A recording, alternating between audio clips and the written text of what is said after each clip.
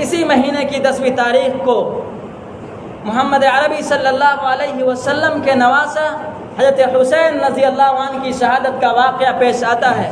حضرت حسن اور حسین یہ نواسے رسول ہیں، اور اللہ کے رسول صلی اللہ علیہ وسلم کے ایسے محبوب نواسے اور ایسے محبوب ناتی کہ محمد عربی صلی اللہ علیہ وسلم کبھی کبھی مسجد نبوی میں جب نماز پڑھاتے تو سجدوں کے بیچ میں وہ آپ کی پیٹھ پر سوار ہو جاتے تو آپ اپنی سجدوں کو طویل کر دیتے۔ وہ ایسے صحابی تھے اور ایسے محبوب نواسے تھے کہ آپ صلی اللہ علیہ وسلم اپنے گھر کے اندر اپنی پیٹھ پر ان کو سوار کر کے اپنے آپ کو گھوڑا بنا کر ان کو گھروں میں چکر لگاتے تھے۔ لوگ کہتے بھی تھے کہ کیا ہی سواری ہے، تو اللہ کے رسول کہتے کہ سوار بھی تو دیکھو کیسا سوار ہے، جو جنت کے نوجوانوں کا سردار ہوگا اور جس کی ماں جنت کی عورتوں کی سردار ہوگی۔ حضور اکرم صلی اللہ علیہ وسلم کے ایسے نواسوں کے ساتھ امت کے لوگوں نے ایسا بدسلوکی کیا کہ تاریخ آج بھی اس واقعے کو دہراتی چلی آ رہی ہے۔ لوگ آج بھی اس واقعے کو جب یاد کرتے ہیں تو ان کی آنکھوں میں آنسو آ جاتے ہیں۔ یہ بات الگ ہے کہ اس واقعے کو یاد کرنے والے، اس یادگار کو منانے والے دنیا میں ایسے بھی لوگ ہیں جو غلط طریقے سے اس یادگار کو مناتے ہیں، جو سینہ کو بھی کرتے ہیں، جو نہ جانے اپنے سینوں کو پیٹتے ہیں اور اس یادگار کو مناتے ہوئے لاٹھی کا مظاہرہ کرتے ہیں، جو در حقیقت حضرت حسین رضی اللہ عنہ کی شہادت کے ساتھ ایک برا سلوک ہے اور ان کی شہادت کا غلط بدلہ دینا ہے۔ اس لیے کہ کیا کوئی شخص اپنے گھر میں کسی ایسے شخص کے بارے میں جس کی وفات ہو گئی ہو، اگر کیا کوئی کسی کا بیٹا یا کسی کا باپ اگر وفات کر جائے یا اس کا انتقال ہو جائے تو کیا کوئی شخص اپنے سینے کو پیٹے گا یا خوشی منائے گا یا لاٹھی بھاجے گا؟ یہ ہو سکتا ہے؟ یہ نہیں ہو سکتا۔ اس لیے اگر کوئی شخص یہ کرتا ہے تو وہ شخص اس قربانی کا غلط بدلہ دے رہا ہے، اس قربانی کے ساتھ وہ نافرمانی کر رہا ہے، اور اس خون کو جو نواز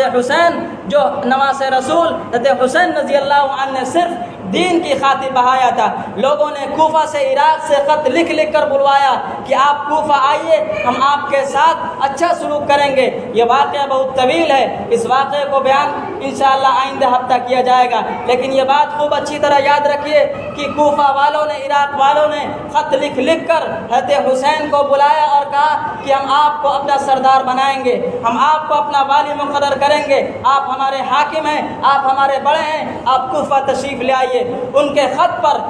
تقریباً 150 خطوط لکھے تھے۔ ان کے خط پر حضرت حسین رضی اللہ عنہ لوگوں کے منع کرنے کے باوجود عبداللہ ابن زبیر، عبداللہ ابن عمر اور نہ جانے کیسے کیسے جلیل القدر صحابہ، عبداللہ ابن عباس نے کہا کہ آپ کو معلوم نہیں کہ عراق والے اور کوفی انہوں نے آپ کے والد کے ساتھ اچھا سلوک نہیں کیا، آپ کے بھائی کو زہر دے کر قتل کیا، پھر آپ کیوں مکہ اور مدینہ چھوڑ کے ان کے یہاں جاتے ہیں؟ تو انہوں نے کہا کہ مجھے امید ہے کہ ان کے خطوط سے ایسا لگتا ہے کہ وہ ہمارے ساتھ غلط سلوک نہیں کریں گے، ہمارے ساتھ اچھا سلوک کریں گے۔ لیکن ان کی باتوں کو حضرت حسین رضی اللہ عنہ نہیں مانے اور اپنے ایک بھائی کو بھیجا کہ جائیے وہاں کی خبر لے کر آئیے۔ وہ گئے اور ان کو بھی لوگوں نے شہید کر دیا۔ بالآخر حضرت حسین رضی اللہ عنہ ان کے خطوط لکھنے کے بعد اور بار بار ان کے بلانے کے بعد کوفہ تشریف لاتے ہیں۔ راستے میں ان کو معلوم چل گیا کہ جن کو انہوں نے اپنا پیغمبر بنا کر بھیجا تھا، خبر گیری کرنے کے لیے بھیجا تھا، ان کو بھی ان لوگوں نے شہید کر دیا ہے۔ وہ واپس ہونا چاہتے تھے لیکن انہوں نے کچھ باتیں شرطیں رکھی ان کے ساتھ کہ یا تو مجھے یہاں سے مکے واپس کر دو یا پھر یزید سے مجھے ملواؤ۔ کوئی ان کی بات نہیں مانی گئی اور حضرت حسین رضی اللہ عنہ کو 10 تاریخ کو کربلا کے میدان میں جنگ کرنے کے لیے آمادہ کیا گیا۔ حضرت حسین 10 محرم الحرام کی صبح میں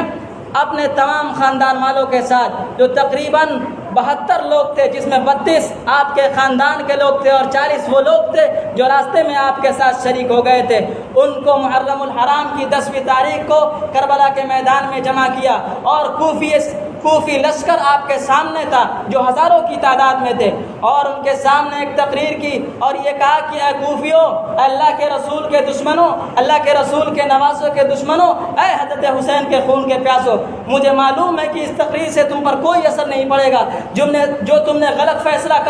کر لیا ہے اور جو تم نے نواز رسول کے قتل کا فیصلہ کیا ہے، مجھے معلوم ہے میری اس تقریر سے تم پر کوئی اثر نہیں پڑے گا، لیکن یہ تقریر شروع کرنی تھی کہ وہ لوگ، وہ عورتیں جو حسین کے خاندان کی تھی، جو آپ کی بیٹی تھی، آپ کی نوازی تھی، وہ سب رونے لگی بلبلانے لگی۔ اس آواز کو سن کر حضرت حسین نے اپنی تقریر روکی اور اپنے بھائی اور بیٹوں سے کہا کہ جاؤ ان سے کہو کہ آج رونے کا دن نہیں ہے، رونا تم لوگ کل، اس لیے میری بات ان کے سامنے مجھے پیش کرنے دو اور اللہ کی حجت کو ان کوفیوں پر، اللہ کے دشمنوں پر تمام کرنے دو۔ حضرت حسین نے ان کوفیوں کے سامنے تقریر کی کہ اے لوگوں، کیا تمہیں نہیں معلوم کہ محمد رسول کا میں نواسا ہوں، میں علی کا بیٹا ہوں، میں فاطمہ کا بیٹا ہوں؟ کیا تمہیں نہیں معلوم کہ میں جنت کے جوانوں کا سردار ہوں؟ کیا تمہیں نہیں معلوم کہ میری ماں جنت کی عورتوں کی سردار ہیں؟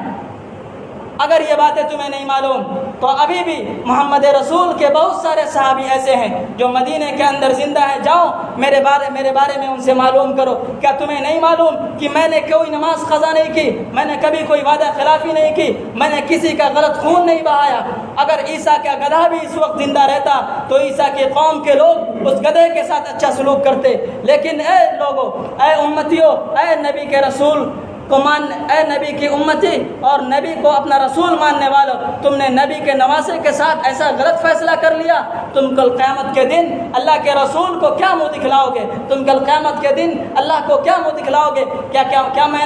کیا مجھے قصاص کے طور پر قتل کر رہے ہو؟ اگر میں نے کسی کا خون بہایا ہوتا، اگر اس کے بدلے میں تم نے قتل کیا ہوتا مجھے، یا تم مجھے قتل کر رہے ہو، مجھے شہید کر رہے ہو، تو یہ بات میں پسند کرتا، لیکن میں نے کسی کا خون بھی نہیں بہایا، پھر کس دشمنی میں تم مجھے قتل کر؟ کیا صرف اس لیے قتل کر رہے ہو؟ میں یہ چاہتا ہوں کہ اس دنیا میں اسلامی حکومت قائم ہو، اس دنیا میں عدل اور انصاف کا نظام قائم ہو، صرف اس لیے قتل کرنا چاہتے ہو؟ پھر یہ کہنا تھا، اور حضرت حسین رضی اللہ عنہ اپنے ہاتھوں میں قرآن لیے ہوئے اور ان کے سامنے ان کے نواسے، ان کے بیٹے، نونہال بچے شہید ہو رہے تھے، اور ان کی لاشوں کو دشمن اور کوفی جو اللہ کے رسول کے منکر، جو رسالت کے منکر، جو نبی کی محبت کے منکر تھے، وہ نیزوں پر ان لاشوں کو، آپ کے بیٹوں کو، آپ کی بیٹیوں کو، آپ کے نواسوں کو ان نیزوں پر لہرا رہے تھے، اور